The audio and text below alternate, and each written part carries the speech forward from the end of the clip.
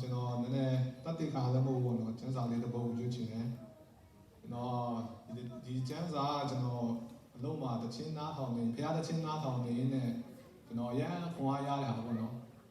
အားကြကျွန်တော်စဉ်းစားတယ်ကျွန်တော်ကကိုယ့်အကိုခွန်အားရကိုယ့်အကိုကျန်းစာတွေဖတ်ပြီးတော့ဒီပိုးပင်မာလာပြီးတက်ပြောပေမဲ့တခါလေအားနာတယ်အဝတ်လူမင်း तू ခွန်အားရပြောသွားငါတော့ဘာခွန်အားရသွားလဲလို့မသိဘူးတော့နော်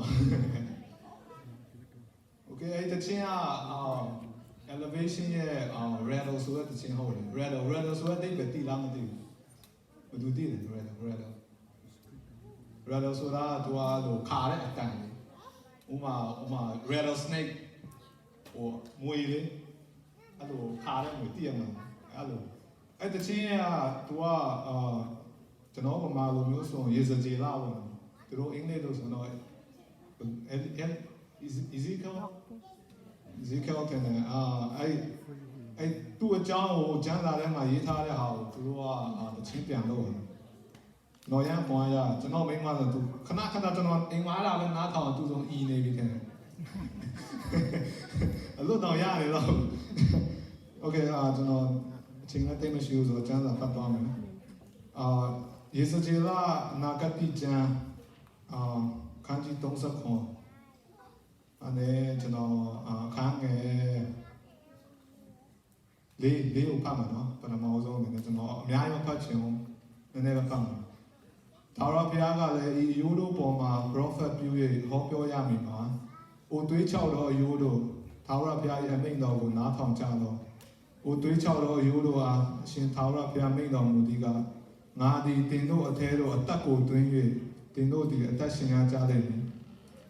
ဆိုတော့အဲ့အပိုင်ကျွန်တော်တချင်းနားထောင်တဲ့အချိန်မှာအဲ့ဒီပါစတာလည်းသူပြောတယ်ဒါပေမဲ့ကျွန်တော်ကသူပြောတာတိတ်ပေါ်မဖြစ်ဘူးဆိုတော့ကိုယ့်အကိုကျမ်းစာပြန်ဖတ်တယ်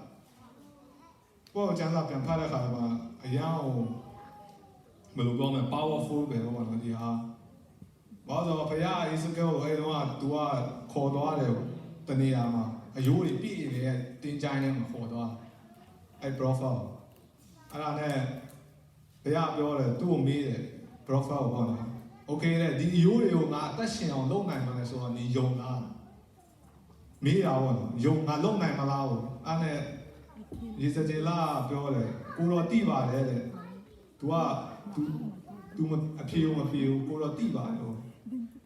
အဲ့နဲ့ဘုရားသူ့ကိုအဲ့နဲ့ prophet လုပ်ခိုင်းတာပေါ့နော်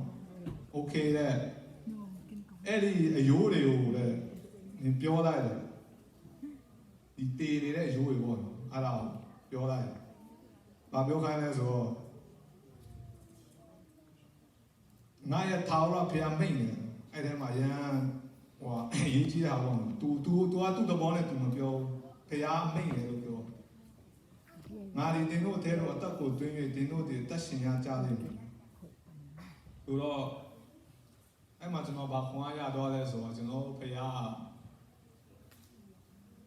ဘယ်လိုတင်နေတဲ့အဲ့ဒီအယိုးတော်မှာပေါ့နော်ဟိုကပြန်ပြီးတော့အသက်ရှင်နိုင်တဲ့ခွန်အားရှိတာဟုတ်အာမင်အားကြောင့်ကျွန်တော်ဘဝတွေမှာလည်းကျွန်တော်ဘာအခက်ခဲပဲတွေ့ပေါ့နော်ကျွန်တော်ဘုရားခမရရဲ့အခက်ခဲတွေအားလုံးဒီစစ်ကြော်သွားနိုင်ပြီးနိုင်တယ်ဆိုတော့ကျွန်တော်ခွန်အားပေးခြင်း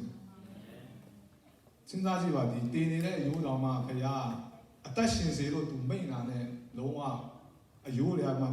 ကျွန်တော်ပဲပိုက်မှာပြန်ဖတ်ပြမယ်ပိုက်ငယ်ခုနှစ်မှာ prophet ဖြူစင်တဲ့အတန်မီလှုပ်ရှားခြင်းလည်းရှိအယိုးတို့ဒီတစ်ခုအနီးတို့တစ်ခုချင်းကြ၏ဆိုတော့အဲ့မှာဘာလဲဆိုတော့ဘုရားပြောခိုင်းတဲ့အတိုင်းအဲ့ဒီ prophet ပြောလိုက်တာနဲ့အယိုးတွေကတခါတည်းနဲ့လှုပ်လာတာဖြစ်တယ်အာမင်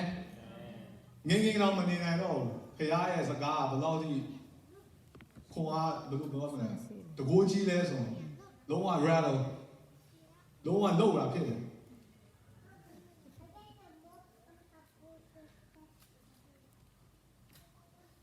အဲ့တော့ကျွန်တော်တို့ရဲ့တတ်တာမှာလည်းကျွန်တော်ခွန်အားပေးရှင်တာကျွန်တော်တို့ဘာတွေပဲဖြစ်ဖြစ်ပေါ့နော်ဘုရားကိုဒီချမ်းပါရကျွန်တော်ကိုဘာခွန်အားပေးလဲဆိုတော့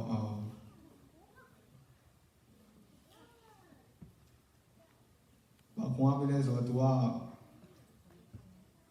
သူ့ရဲ့ power ပေါ့နော်ဘုရားရဲ့တကူကဘလောက်ထိကြီးမားလဲဆိုတော့သူပြောတာဖြစ်တယ်တည်နေတဲ့အရိုးတော်မှာ तू ကဘယ်လိုပြော तू တခုံးမင်းလိုက်လာနဲ့ချက်ချင်းထလာပြီးတော့တခါလဲအကျော်တွေရောအသားတွေရောပြည့်ပြီးတော့လုံးဝလူပုံစံပြန်ဖြစ်လာတာဖြစ်တယ်အဲဒါကြောင့်ကျွန်တော်ခွန်အားပေးချင်တာကတော့ဘလောက်ပဲခက်ခဲရှိပေါ့နော်ကျွန်တော်တို့ဘုရားကိုယုံကြည်ကိုးစားကြရအောင်လို့ပြောချင်ပါတယ်အာမင်အားလုံးကျေးဇူးတင်ပါတယ်